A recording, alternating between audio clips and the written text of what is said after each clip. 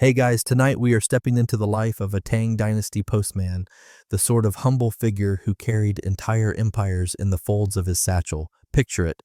You're half awake, your bones creak louder than the wooden floorboards, and Luoyang's faint pre-dawn mist still clings to the roof tiles.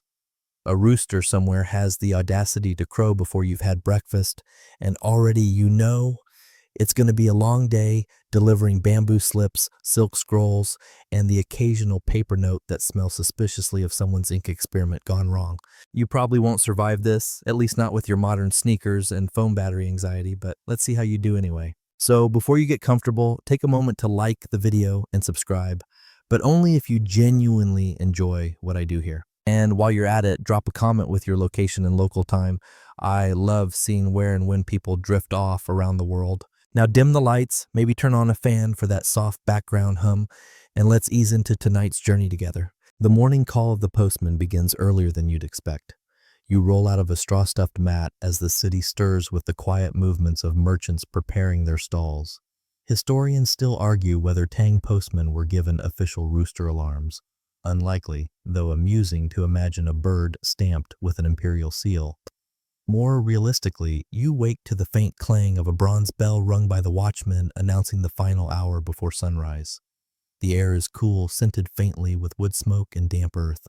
You yawn, scratch your head beneath a cloth cap, and take inventory of the aches left behind by yesterday's ride. Your satchel waits in the corner like an overeager companion. Bamboo slips, heavier than they look, form the bulk of your burden today. The imperial administration loved their records sturdy, and bamboo doesn't tear when the weather sulks. Still, it clacks like a drunk percussion section if you jostle it wrong. Before leaving, you stretch, leaning into the morning silence. Across the courtyard, another courier coughs, muttering about the endless road to Chang'an. You can almost hear the empire itself yawning awake. The city gates creak, the horses stamp impatiently in their stalls. A mainstream fact here, the Tang postal system, called the Yichuan, was one of the most advanced of its age, with relay stations dotting the empire every 30 to 50 kilometers. That meant you, a single courier, rarely traveled more than a day before handing off the load. Still, those single days felt like lifetimes. Your quirky tidbit: sometimes the duty included delivering live geese as diplomatic gifts, which meant feathers in your satchel and a constant honking that made stealth impossible. Imagine trying to sneak past a toll gate with that racket. You tighten your sash, sling the bag across your back, and step into the pale light. The world smells of wet clay and horse sweat. Somewhere porridge bubbles in a pot, but your stomach growls in vain. You'll be lucky to grab a rice cake before the station master pushes you out the door. Another courier joins you, adjusting the strap on his sandals. He smirks. Race you to the city gate. You're too tired to answer, but your brain flickers with the thought that even in 8th century Luoyang, someone always wanted to turn routine into competition. The station master waves you over. He checks the seals, each stamped with lacquer that glints red in the growing light. He squints at you like he's still deciding if you're reliable, though you've been running this route for years.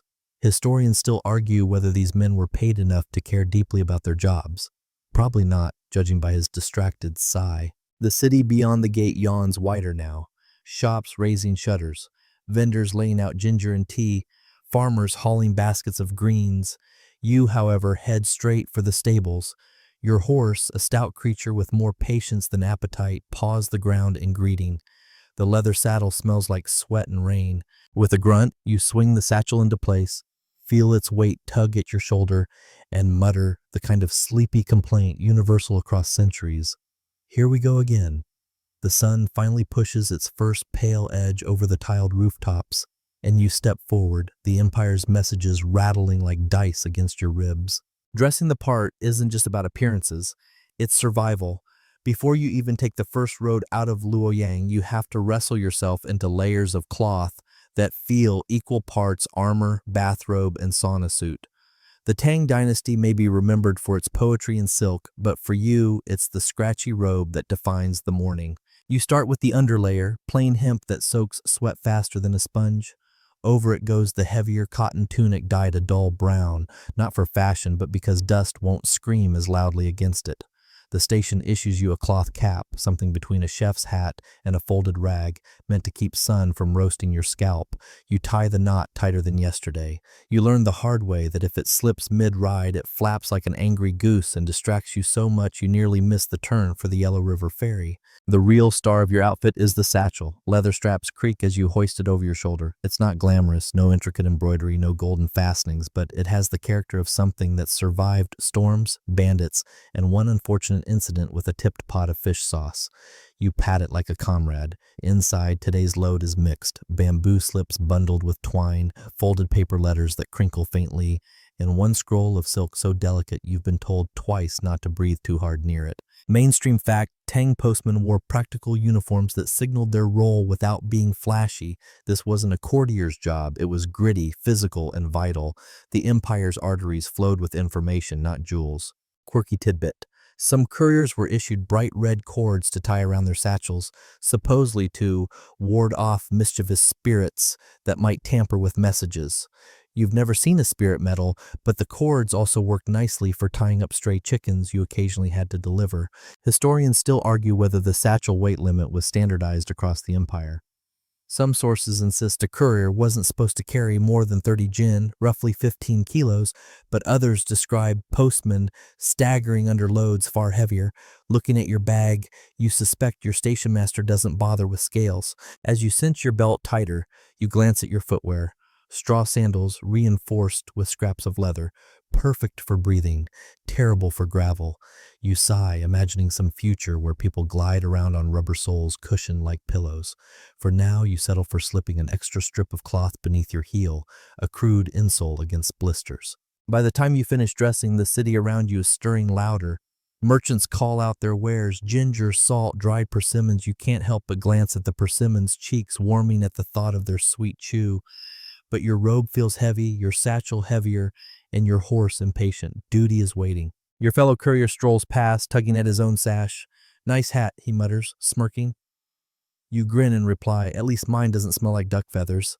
He laughs, and you both know the road will stretch long enough that even weak jokes feel worth telling. You mount the horse, robe swishing around your legs. The leather satchel presses firm against your ribs, a steady reminder that what you carry matters more than your comfort. With a click of your tongue, you and your steed turn toward the gate. Dust already clings to the hem of your robe. As the city wall looms behind you, you feel oddly proud.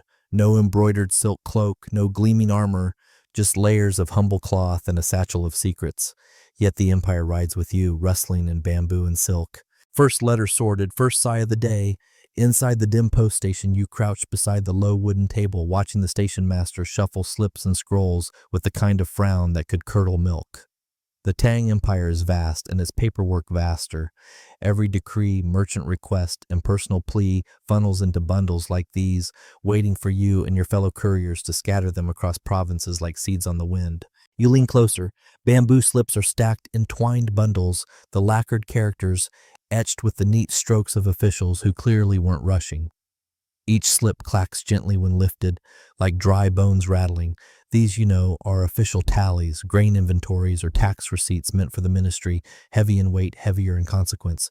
You slide them carefully into the bottom of the satchel, muttering that bamboo should really come with a fragile tag. Above them rest the paper letters. Ah yes, paper, one of the Tang's proud innovations, lighter than bamboo, softer than silk, yet somehow even more fragile when the weather turns moody. Historians still argue whether early paper traveled well in humid provinces. Some suggest officials still preferred bamboo for long routes, while others point to finds of Tang-era letters preserved astonishingly well in caves along the Silk Road. You personally wish everyone would just agree to write shorter notes so your satchel wouldn't bulge.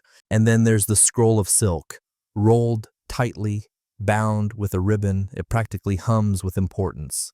It smells faintly of cedar oil, a trick scribes use to deter moths. Mainstream fact, the Tang prized silk not just as trade currency, but as a medium for art and official documents. Owning a silk decree was like receiving a letter wrapped in gold leaf. You dare not crease it, so you nestle it on top as though tucking in a baby bird. Quirky tidbit.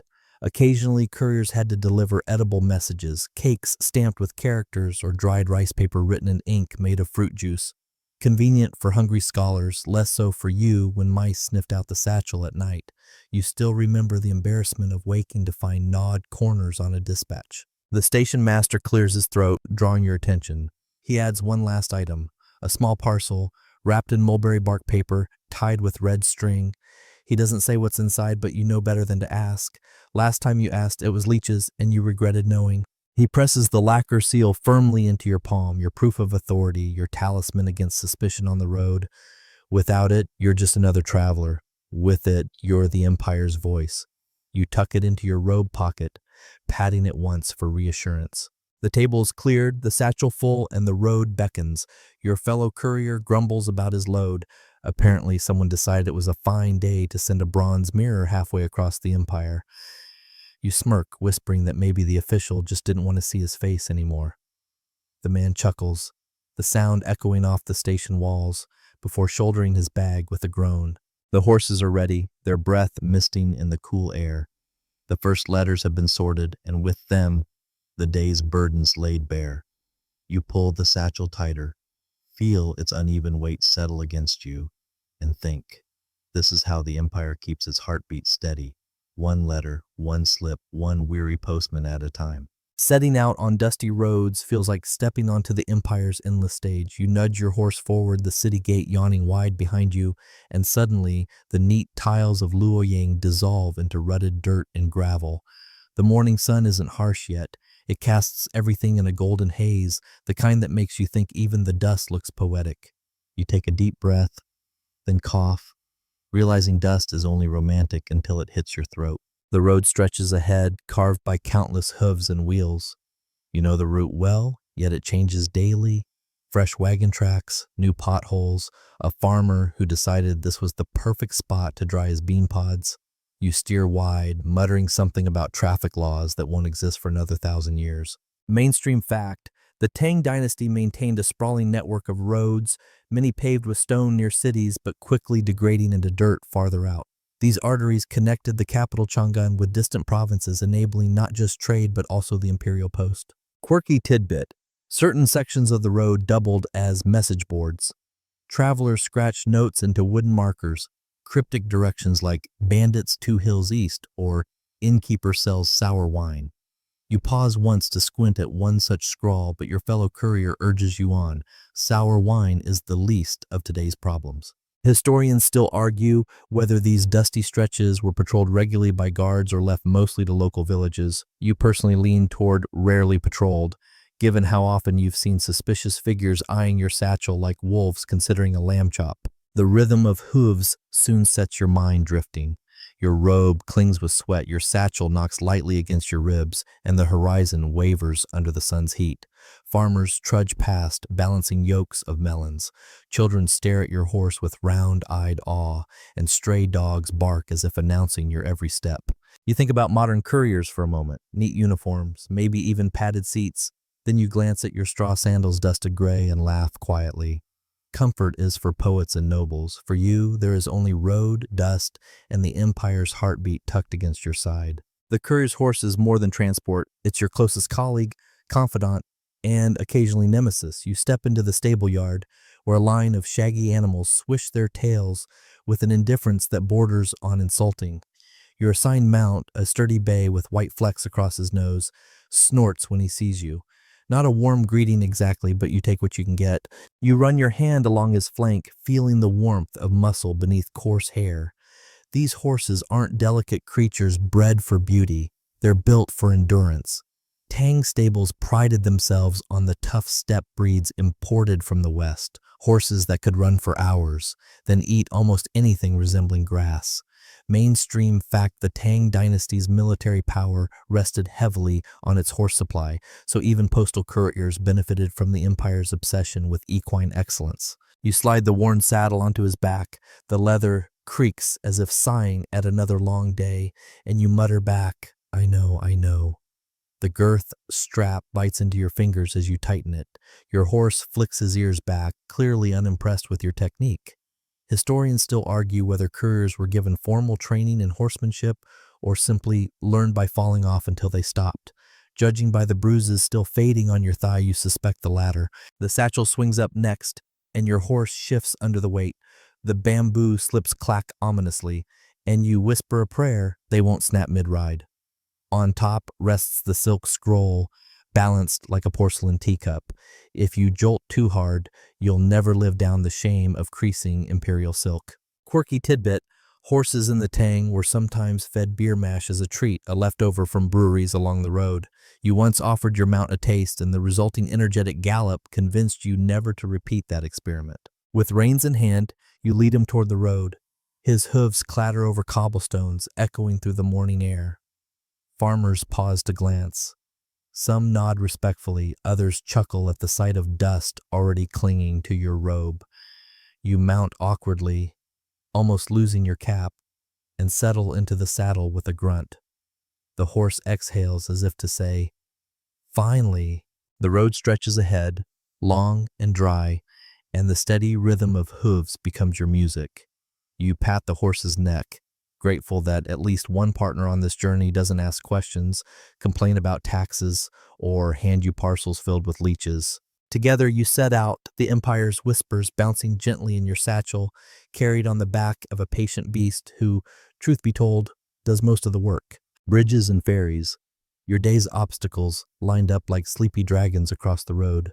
The first river isn't wide, but it sparkles in the sun like it wants to show off. Your horse stops short at the bank, ears twitching, as though reminding you that letters may float, but horses don't. You dismount and lead him across the wooden bridge. The planks groan under his hooves, and you mutter a prayer that some carpenter remembered to tighten the nails last season. Bridges in Tang China were marvels in their own right, arched designs borrowed from earlier dynasties, built of timber or stone. Mainstream fact: the famous Zhaozhou Bridge, completed in 605, still stood during your lifetime, its elegant stone arch considered an engineering miracle. Sadly, you're not lucky enough to cross that masterpiece today. Instead, your bridge sways with every step like a drunkard's hammock. Quirky tidbit: ferrymen sometimes offered express service if you slip them a coin, essentially cutting the line by pushing other travelers' boats aside. You once tried this, only to find your express ferry got tangled in reeds, while the others sailed past laughing. Lesson learned: rivers have no respect for bribes. Historians still argue whether the Postal Service reimbursed ferrymen or whether couriers had to haggle like everyone else.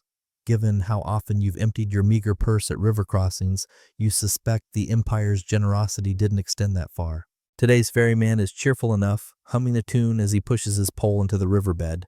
You step onto the flat-bottomed boat, clutching the satchel as if a single splash could erase half the Empire's secrets. The horse follows hesitantly, hooves clopping nervously against the wood. For a moment, you imagine the whole thing tipping, silk scroll sinking like an expensive dumpling. But the crossing is smooth. Dragonflies hover above ripples and reeds whisper in the breeze. You breathe out, tension unwinding as the far shore draws closer. The ferryman winks as though he knows you were picturing disaster, and you toss him a thanks before urging your horse back onto solid ground. Another river behind you, another day of bridges ahead. You sigh, brush dust from your robe, and think wistfully of wings. You'd make a fine pigeon if only pigeons could wear satchels. Inns along the route are less about luxury and more about survival. By the time the sun slants overhead and the road bakes like a clay oven, your thoughts drift toward shade, food, and a place to rest your weary backside. The post system has relay stations every 30 or so kilometers, and some double as inns for couriers like you, though inn is generous. Think: wooden benches, thin porridge, and a landlord who looks permanently unimpressed. You tether your horse outside a creaking structure whose signboard flaps lazily in the wind. Inside, the air is thick with the smell of boiled millet and old smoke. A few merchants already sit hunched over bowls, their chatter about grain prices more effective at putting you to sleep than any lullaby. You slide onto a bench, sling the satchel into your lap for safety, and finally exhale. Mainstream fact: the Tang Dynasty's courier inns, known as Yizhan, were strategically built to support both messengers and officials, ensuring fresh horses and warm meals. They weren't glamorous, but they were reliable. Empires don't run on poetry alone. The innkeeper ladles porridge into a chipped bowl and slides it your way. The millet is sticky, with the faint crunch of husk still clinging to it. You blow on the steam, thinking it smells like every breakfast you've ever had since becoming a postman. You take a cautious bite, then wince, hot enough to burn a new roof into your mouth. Quirky tidbit, some inns offered entertainment in the form of wandering storytellers. Last month you heard one recite a tale of a carp that turned into a dragon, though he forgot half the verses midway and substituted jokes about lazy donkeys. You laughed anyway. It was either that or dwell on the sore spots in your saddle. Historians still argue whether these inns charged couriers or whether the state covered expenses. Records suggest mixed practices, which explains why sometimes you're welcomed like an honored guest and other times treated like a stray dog begging scraps. Today's innkeeper eyes your satchel as if weighing whether you've got coins to spare. You place a copper on the counter before he asks because arguing only delays lunch. Around you, gossip flows as freely as the tea. Two travelers debate whether a nearby governor is plotting rebellion. Another claims bandits were spotted on the western road, though no one agrees which direction is truly west. You spoon more porridge, letting their words drift into background noise. Empires rise and fall on rumors, but couriers like you still have to finish lunch. You wipe your mouth with your sleeve, push the bowl away, and sigh. Your horse stamps impatiently outside. You can't linger. Duty doesn't nap, and besides, the inn's bench grows harder by the minute. You rise, shoulders protesting, and step back into the sun. Another bowl of porridge behind you, another stretch of road ahead. At least your stomach is full, well, full-ish. You murmur to yourself, if I survive one more bowl of millet, I deserve a feast in Chang'an.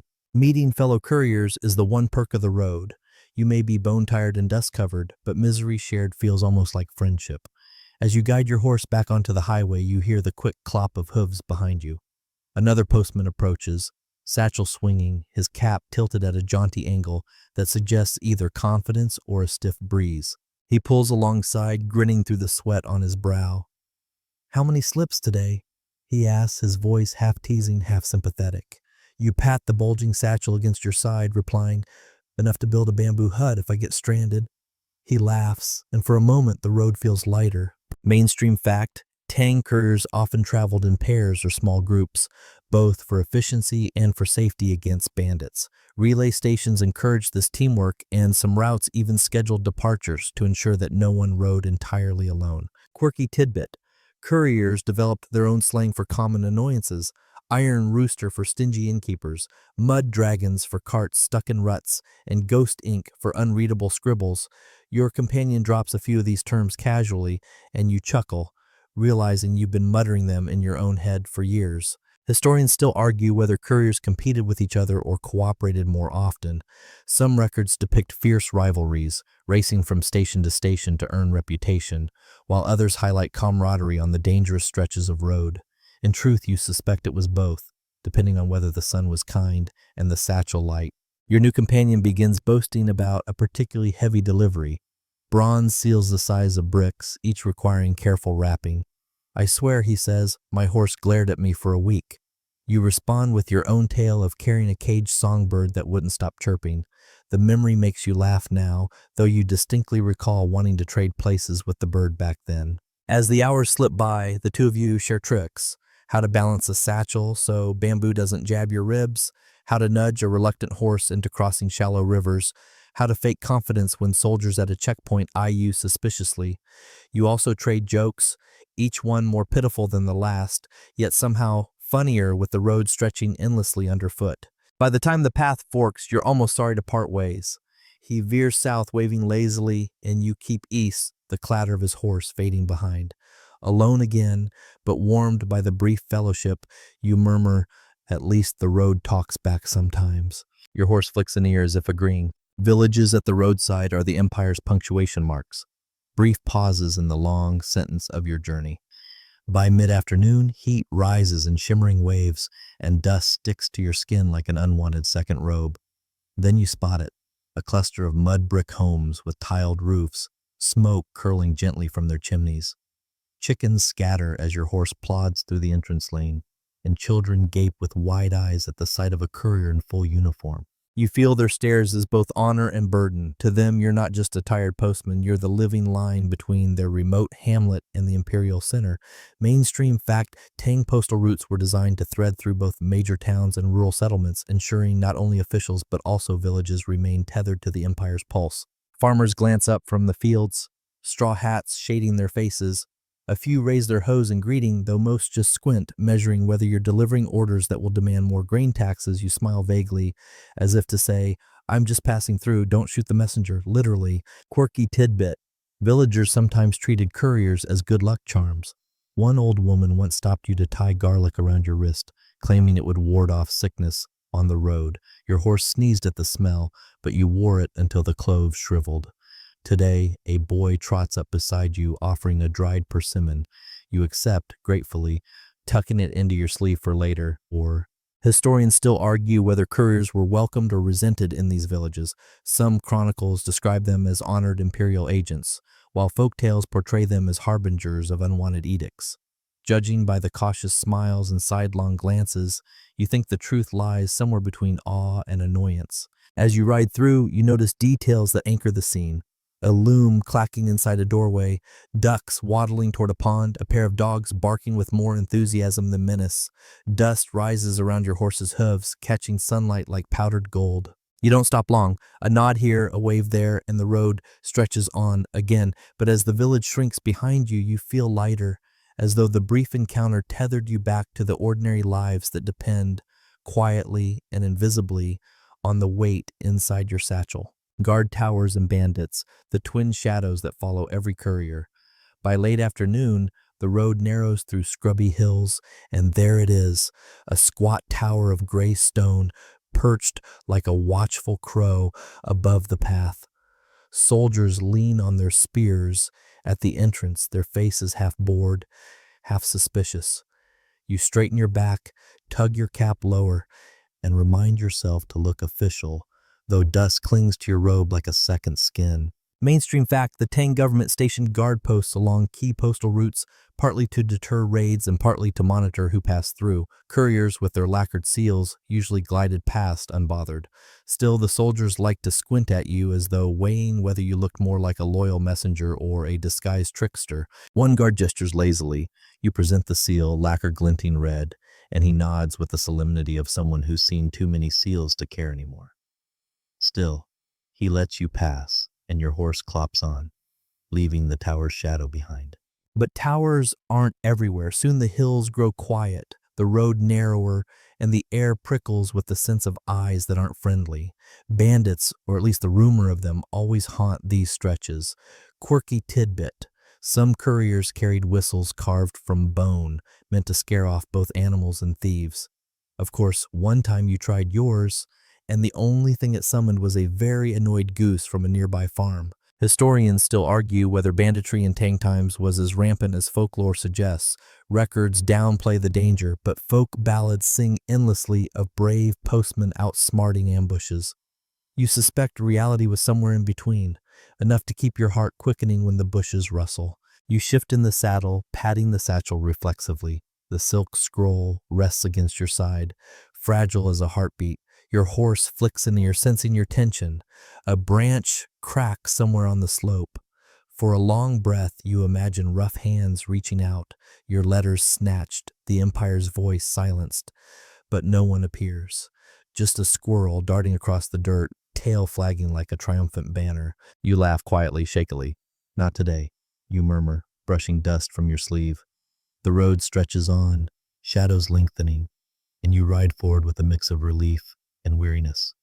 The tower's long behind you now, the whispers of unseen watchers fading with the dusk.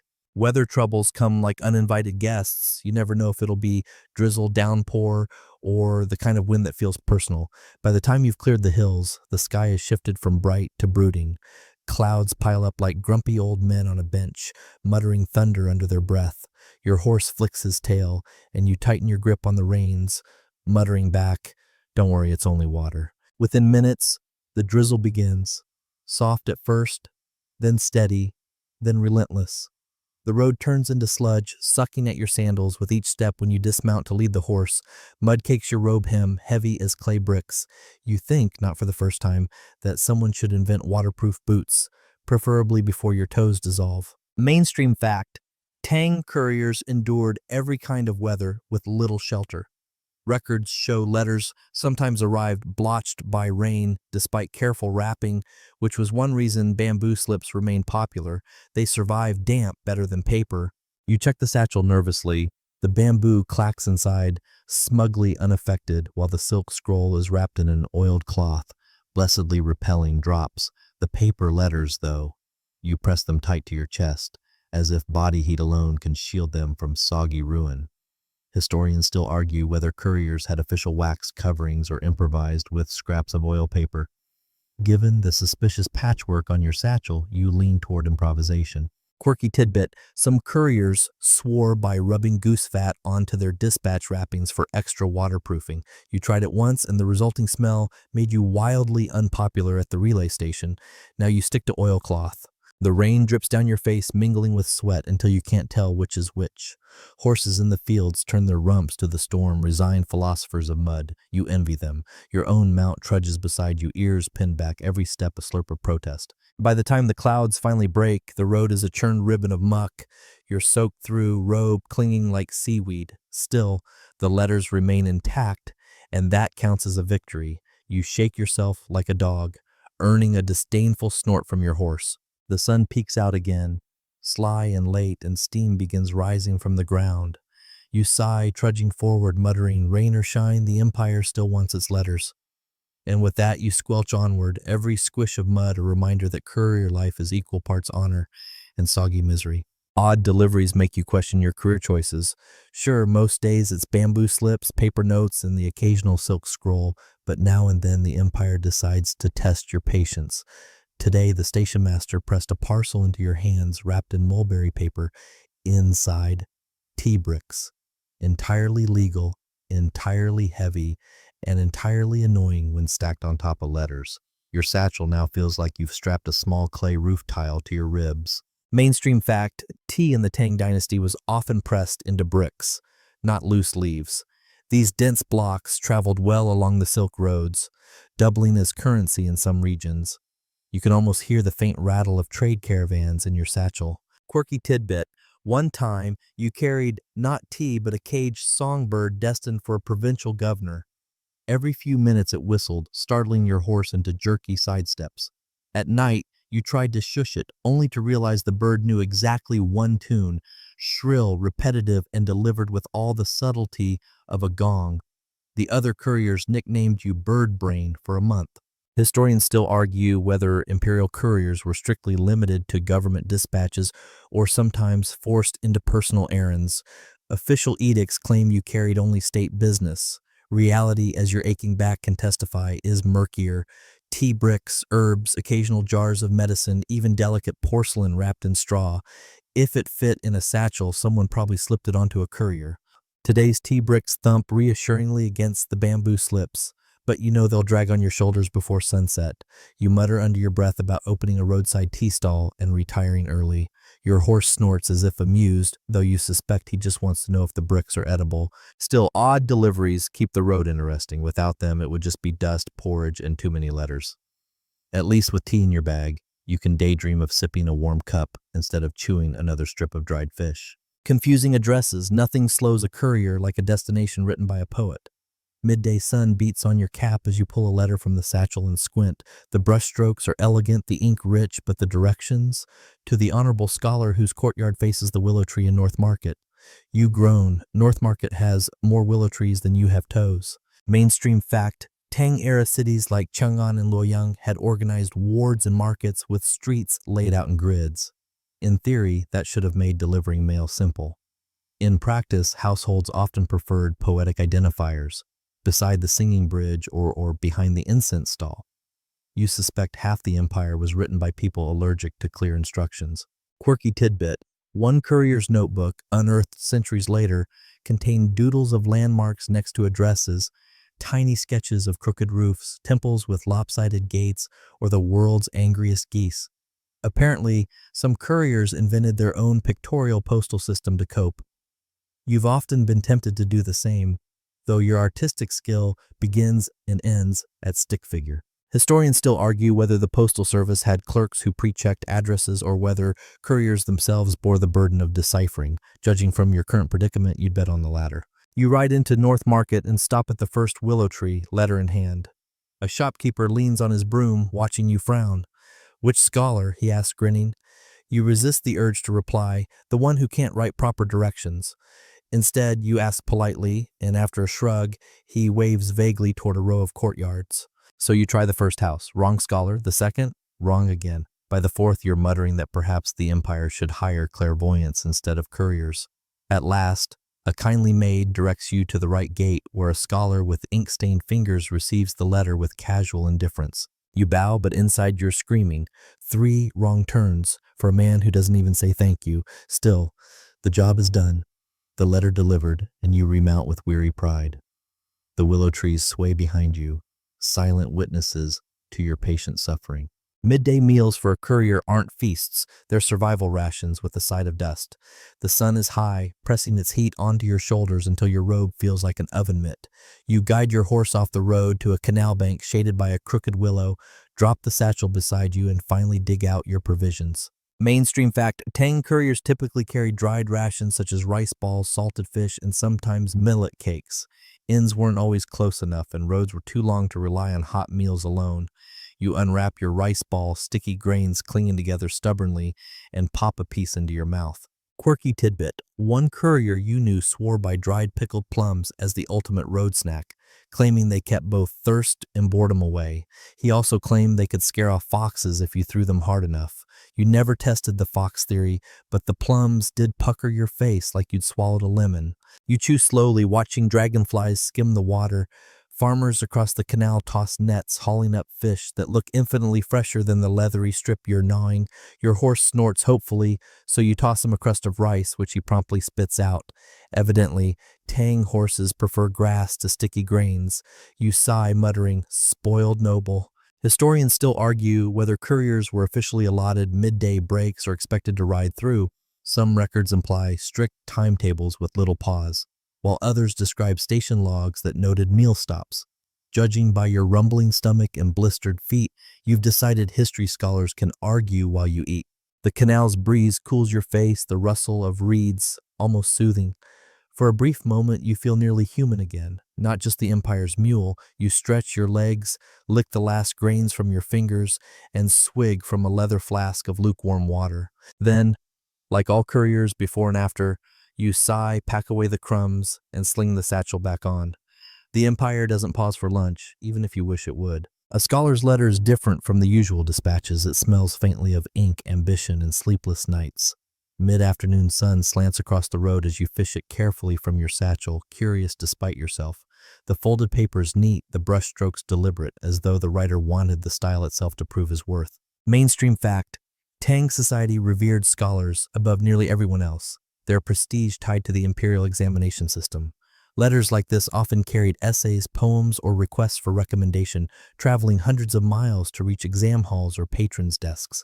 You imagine the trembling hand of a young man writing by lamplight, each stroke a prayer for a better future. You can't resist reading a fragment aloud. Just a line or two, the words bloom in rhythm, praising virtue, discipline, and, predictably, his dedication to studying. Your horse flicks an ear unimpressed. You chuckle. Don't worry, I'm not defecting to scholarship. Too much sitting. Quirky tidbit. Some ambitious exam candidates sprinkled powdered pearl into their ink, hoping the shimmer would catch a reader's eye. Of course, the pearl often clogged the brush, leaving blotches instead of brilliance. You once carried such a letter, and when you tilted it, the sparkles made it look like the Milky Way had collapsed onto bamboo paper. Historians still argue whether couriers ever read letters beyond curiosity or whether strict laws deterred them. Official records insist on confidentiality, but realistically, hours of lonely travel and the occasional juicy poem meant at least a few wandering eyes. You never admit it out loud, but letters are stories, and stories pass the miles better than any song. The scholar's words linger in your head as you tuck the paper back carefully. Dreams of exam scrolls and official robes swirl in your imagination. For a moment, you wonder, what if you had taken that path instead of saddling satchels? Then your horse sneezes explosively, jolting you back to reality. Right, you mutter. Better at dust than debates. The road beckons again, but you ride on carrying not just bamboo and silk, but a stranger's fragile hope folded into paper. Debates at the post station are less like grand court arguments and more like cranky chickens pecking at the same grain. By the time you reach the next relay, dusk is smudging the sky, and the wooden hall buzzes with officials who look too tired to fight yet too stubborn to stop. You slip inside, satchel hugged close, and immediately catch the sharp tang of ink. At a long table, two clerks glare at each other over an array of seals and brushes. Vermilion ink dries faster, one insists, slapping his brush down with finality. The other shakes his head violently. Black is official, red is festive. You want the Emperor's dispatch looking like a wedding invitation? Their argument loops endlessly, a tug of war where nobody moves. Mainstream fact. Tang communication relied heavily on seals and colored inks to distinguish official ranks and departments. Getting the color wrong could mean delays, confusion, or worse, accusations of disrespect. Quirky tidbit. A bored courier once bragged that he used leftover vermilion ink to paint a rooster's feathers for a village festival. The rooster strutted like royalty until the rain washed it into a streaky mess. You laugh quietly at the memory as another clerk slams his fist on the table. Historians still argue whether such debates reflected real systemic confusion or were simply petty rivalries exaggerated in later stories. Listening to the clerk's heated tones, you suspect both. Bureaucracy, after all, loves its little wars. You slip onto a bench, sip tepid tea someone abandoned, and watch as the dispute grows so loud, even the inn's cat slinks out. Another courier leans over and whispers, "They've been at it since noon." You nod sympathetically, thinking you'd rather cross 3 muddy rivers than referee this. Eventually, a senior officer sighs, shuffles over, and declares, "Use both. Black for the record, red for the seal." The clerks freeze, stunned by compromise, then grudgingly obey. You grin into your teacup, crisis averted, empire saved. For now. You stretch your legs, the satchel still safe at your side, and marvel at how much noise ink can cause. Outside, the road waits, but for this moment, the empire's greatest drama is two men bickering about color. Peculiar local customs slip into your journey the way stones sneak into your sandals. Unexpected, sometimes uncomfortable, sometimes oddly charming. As you leave the relay station and ride toward a farming hamlet, twilight draping the fields in violet, you're greeted not with suspicion, but with garlic. A group of villagers, cheerful despite the long day's harvest, rush forward to hang garlands of cloves around your neck. The pungent smell makes your eyes water, and your horse sneezes so violently you nearly drop the reins. They insist it wards off evil spirits and traveling sickness. You thank them politely, though inside you think if the smell doesn't scare spirits, nothing will. Mainstream fact, folk medicine and protective charms were a routine part of Tang rural life. Garlic, in particular, was believed to repel illness, which makes sense considering its antibacterial bite, though villagers likely credited supernatural powers more than science. Quirky tidbit, once in another village, a farmer tried to sprinkle salt in your horse's mane to keep demons from hitching a ride. The poor beast tossed his head until you looked like a dumpling dusted in flour. Today's garlic is comparatively merciful. Historians still argue whether the imperial state encouraged or tolerated these customs. Some officials viewed them as harmless local color, while others frowned at anything not sanctioned by Confucian orthodoxy. You, however, have no scholarly opinion, only a growing suspicion your satchel now smells like a noodle stall. As you ride on, children chase behind, laughing and pointing at the garlands swinging against your robe. The scent follows you like an invisible banner. A fellow courier once joked that local charms worked less against demons and more against nosy bandits who wouldn't risk robbing a man who smelled like he'd eaten an entire spice market. Night approaches, and the garlic keeps you oddly awake, each clove swaying with the rhythm of your horse's stride. Peculiar customs, peculiar burdens, but you carry them like you carry letters, knowing they connect villages to empire in their own fragrant way. Moonlit riding transforms the road into something half real, half dream. By the time you leave the garlic-scented village behind, darkness has pulled its velvet curtain across the hills.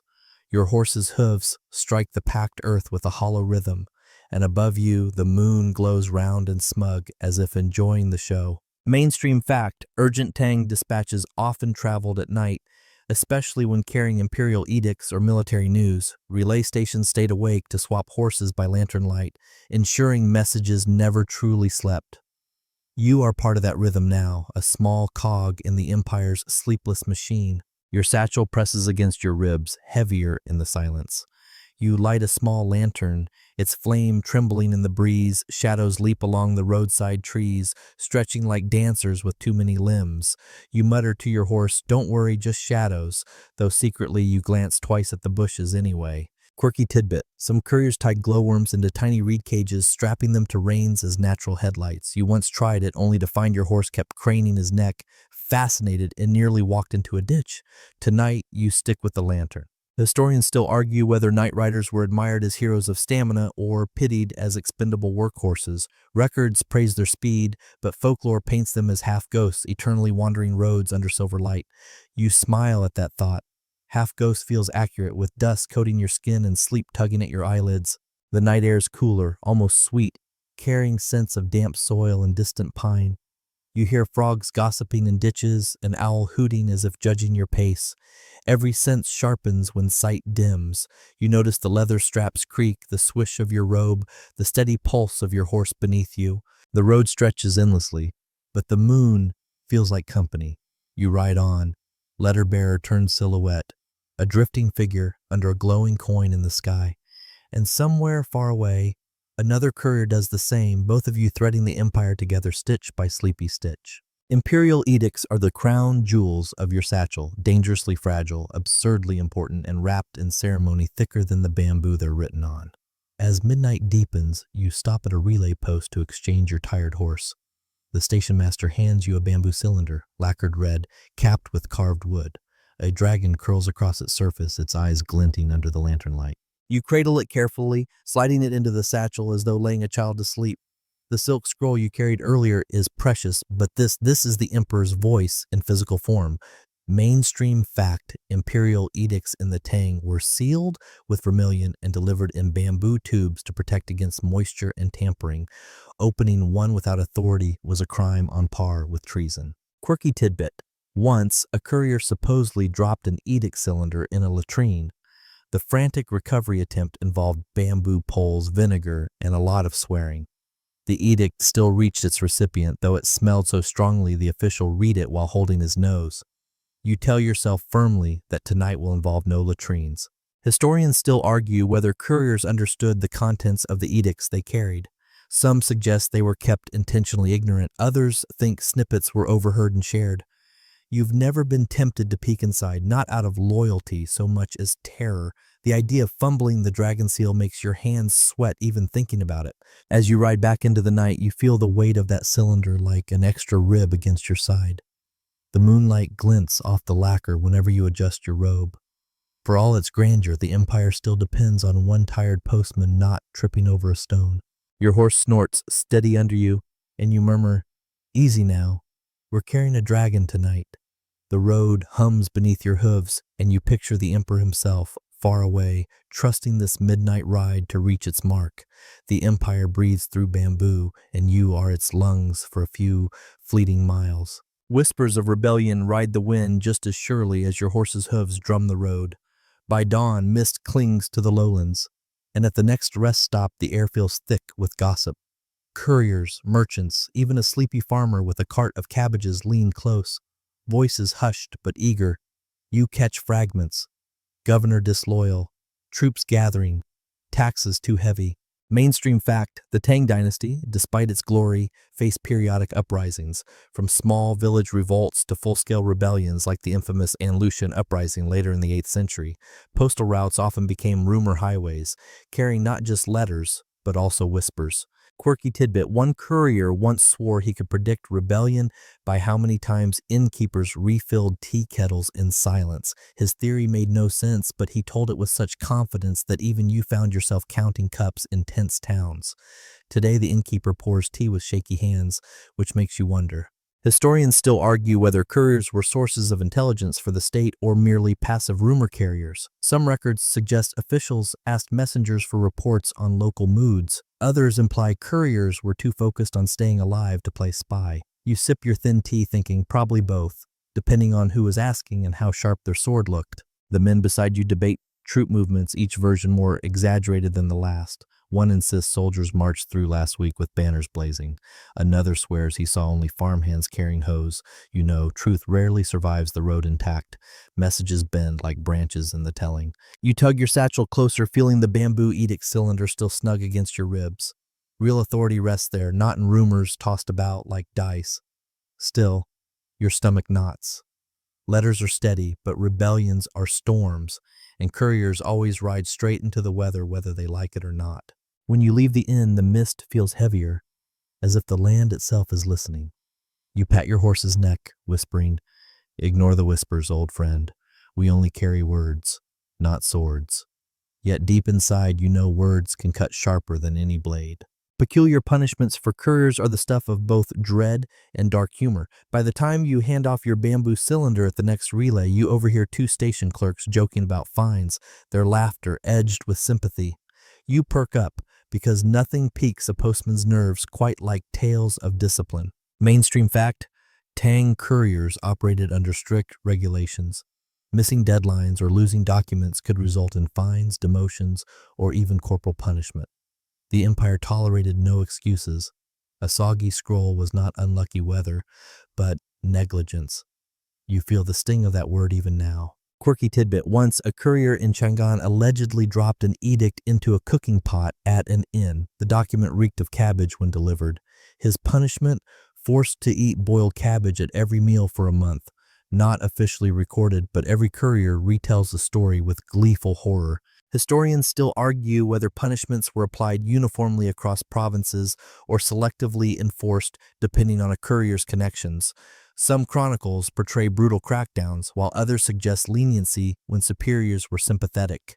Looking at your own weary hands, you suspect the truth leaned on mood more than policy. At the station, a clerk mentions a colleague fined half his month's wages because his horse arrived lathered and sweaty. "Overworked the beast," the superior claimed. You glance at your own mount, suddenly self-conscious, and pat his neck reassuringly. "Don't worry," you whisper. "I'll argue you're naturally sweaty." The fear of punishment lingers with every step on the road. Each letter in your satchel feels heavier, not because of weight but consequence. Yet, strangely, the punishments also bond couriers. Shared tales of absurd penalties turn into campfire legends. You ride on, shaking your head at the thought even cabbage can become an imperial weapon if the empire wills it. Innovations of the Tang mail system ripple through your journey like hidden threads in a tapestry.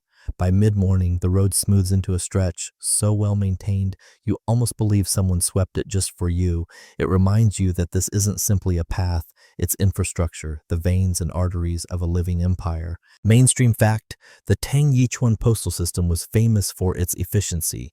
Relay stations were stocked with spare horses, maps, and clerks trained to log every dispatch. Some scholars call it the backbone of Tang governance, rivaling even the famed Silk Roads in importance. You remember the first time you saw one of those official maps, inked carefully on long paper scrolls, roads traced like veins, mountains shaded with elegant brushwork, and tiny squares marking every post station. For a moment you felt small, just one moving dot in a vast network. Still, it's comforting knowing the empire thought enough to chart your every mile. Quirky tidbit: at certain stations, they experimented with carrier pigeons as a supplement to couriers. You once witnessed a scribe tie a bamboo slip to a pigeon's leg, only for the bird to circle twice and land back on the roof. Everyone clapped sarcastically. You muttered, "At least I don't eat my way through the grain supply." Historians still argue whether Tang paper innovations spread through the postal system or through merchants. Some credit couriers with carrying early recipes for paper making across provinces. Others insist it was trade caravans. You shrug at the debate. You only know that paper makes your satchel lighter than bamboo ever did, even if rain makes you sweat with worry. At a relay, a clerk hands you a freshly oiled brush and a thin notebook, a traveler's register where you log your route. You dip into the ink, scratching out your name and time of arrival. The brush sheds one hair, which sticks annoyingly to the page. You leave it. Centuries later, perhaps some historian will puzzle over your sloppy entry, arguing whether you were exhausted or illiterate. You grin at the thought. With map, brush, and paper as your allies, you ride again, the empire's innovations tucked not only in your satchel but in the rhythm of your work. Every hoofbeat feels like a drum roll for progress, even if your backside still aches like it's the year 600. Unexpected cargo always finds its way into your satchel, as though the Empire delights in testing your patience. Today's surprise, a physician's jar of leeches sealed with wax and wrapped in cloth that does little to hide the faint, sinister squirm inside. The station clerk pressed it into your hands with a bland, "Handle carefully," as if you weren't already carrying enough fragile things to ruin a week. You tuck the jar deep into the bag, praying the seal holds. Each time your horse jolts, you swear you hear a faint slosh and imagine tiny, slippery escapees plotting to wiggle across your robes. You shudder. Mainstream fact, Tang medicine often relied on leeches for bloodletting, believed to balance bodily humors. Couriers like you occasionally carried jars of them to supply doctors in distant towns. Quirky tidbit. One courier claimed his jar cracked mid-journey, releasing leeches that latched onto his calf. Rather than panic, he delivered them anyway, now half-drained and limping, announcing, "At least they worked as advertised." The story spread, and to this day, innkeepers tease couriers about checking their socks. Historians still argue whether fragile medical shipments were trusted regularly to the postal system or only in emergencies. Some records suggest state physicians relied on the network. Others imply such deliveries were unusual favors. You don't care which version is correct. You just care that this jar makes your satchel feel like a wriggling nightmare. You try not to think about it, but your imagination is cruel. Each bump in the road conjures visions of leeches writhing free, sucking the ink from your scholar's letter, or clinging to your horse's mane like grotesque ornaments. To distract yourself, you hum a tune you once heard at an inn, a clumsy ballad about a donkey who fell in love with a cart. Your horse flicks his ears in disapproval, but at least it drowns out the imagined sloshing. By the time you reach the next checkpoint, the jar is still intact. You exhale with relief, handing it off with both hands, whispering, "Good riddance." The clerk thanks you, oblivious to the sweat on your brow. Back on the road, the satchel feels lighter, freer, as though letters breathe easier without their slimy roommates. You pat the leather, grinning, and tell yourself, better bamboo slips than leeches any day. The postman's pride sneaks up on you in quiet moments, usually when you're too tired to complain. Late afternoon sun paints the fields gold as you pause by a stretch of road lined with cypress trees. The satchel presses against your ribs, worn but steady, carrying slips, scrolls, and the weight of the Empire's breath. Mainstream fact, without the Tang postal network, governance would have unraveled. Orders, census tallies, trade agreements all depended on couriers threading distant corners into one body. You may feel like a speck on the road, but history remembers couriers as the sinews that held the Empire's limbs together. You lean against your horse, stroking his neck, and look out across the fields. Farmers bend over rows of millet. Children chase one another, their laughter carrying on the breeze. None of them knows your name, but their lives hum quietly because your letters arrive. Taxes balance, decrees enforce order. Pride flickers, small, steady, like lantern light at dusk. Quirky tidbit. One retired courier supposedly carved his entire route into a walking stick, notches marking every village, river, and hill. He claimed he could recite the Empire by tapping each notch in sequence. You smile at the thought. Your own memories could fill a stick twice that size. Historians still argue whether couriers saw themselves as honored servants of the state or as weary laborers. Some poetry celebrates them as noble riders. Other accounts portray them as disposable wheels in the imperial machine. Truthfully, you feel both. Disposable some days, noble others, depending on how your sandals hold up. You shift the satchel, brushing dust from its flap, and whisper half to yourself, half to the Empire. Without me, no word reaches its mark. It's not arrogance, it's fact. Bamboo slips and silk scrolls don't sprout wings. They need tired legs, patient horses, and stubborn pride. You remount, road stretching ahead like a ribbon unrolled. Pride won't feed you, but it carries you one dusty mile at a time. Journey's End creeps in quietly, not with fanfare, but with the steady hush of evening. By the time the last stretch of road unwinds beneath your horse's hooves, the sky glows amber, lanterns flicker in the city gates, and your bones feel like they've been pounded into mortar. The satchel at your side is lighter now, emptied scrolls and slips handed over mile by mile, yet it feels heavier with the memory of every step, bridge, rumor, and drizzle. Mainstream fact, postal couriers always reported to the receiving clerk at their final station. There, every item was logged, seals checked, times recorded, and the courier's journey officially stamped into the empire's endless ledger. Tonight, the clerk squints at the bamboo slips you present, counts the bundles twice, then scrawls your name in his register. Bureaucracy, eternal as dust. You slide the last scroll onto the desk. The lacquer seal is unbroken, the silk uncreased. For a moment, pride swells. You've carried the emperor's word safely, and the empire still hums because of it. Quirky tidbit.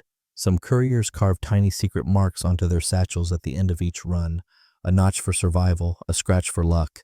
You rub your own satchel flap with your thumb, tempted to add another invisible tally. Historians still argue whether couriers celebrated the end of their runs with anything more than sleep. Some tales claim drinking bouts at inns, others suggest quiet reflection. For you, exhaustion drowns out celebration. You hand over the satchel, bow stiffly, and step back into the cooling night air. Your horse huffs beside you, finally free of duty. You pat his neck, whispering thanks. The city hums beyond the gates, vendors packing up, families lighting lamps, dogs barking. Life rolls on, unaware of the weary postman who just stitched another thread into the empire's cloth. You walk toward the inn, each step slower, robe heavy with dust but lighter with relief. The road will call again, but for now, the journey ends with nothing more dramatic than a tired man, an empty satchel, and the quiet pride of letters delivered. And now the story eases into stillness. You let the dust of the road settle, each grain falling silent, each hoofprint softening in the dark. The empire no longer presses on your shoulders. The satchel rests, empty, its burden lifted. The courtyard's quiet, lanterns flicker low, and the voices of villagers fade into the hush of night. Breathe slowly, as if matching the rhythm of your horse after a long day's ride. Steady, patient, calm. The road that once stretched endlessly before you now folds itself away, no longer demanding, only remembering. Cypress trees sway gently, reeds murmur at the riverside, and the moon rises high, spilling silver across the rooftops of sleeping towns.